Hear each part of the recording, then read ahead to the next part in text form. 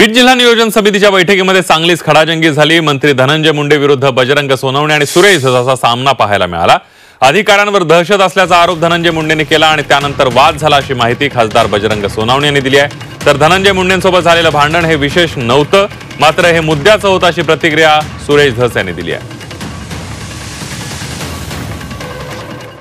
जिथं माजी पालकमंत्री म्हणले की इथं अधिकाऱ्यावर दहशत आहे, मग कुणाची दहशत आहे? मग त्याच्यावर थोडी झाली बाचाबाची, तर त्याच्यावर बैठक संपली। नाही पण शेवटचा किस्सा काय होता की कळतंय असं की सुरेश धस यांनी उठून माजी पालकमंत्र्यांना काहीतरी प्रश्न विचारला आणि त्यानंतर अजितदादांनी बैठक सोडून निघून गेले। नाही असं प्रश्न वगैरे काही विचारला नाही, ते बोलत होते आणि ते बोलत असताना त्यांनी थोडंसं वेगवेगळ्या पद्धतीनं मांडलं गेलं। त्याच्यावर मी आणि सुरेशांना एका बाजूने बोलत होतो, ते एका बाजूने बोलत होते।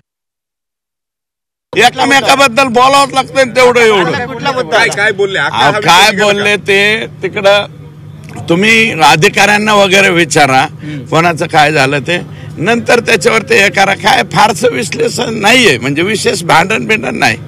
आणि हे भांडण काय मुद्द्याचं भांडण नाहीये, हे मुद्द्याचं भांडण आहे आणि आम्ही मुद्द्याचं भांडण व्यवस्थित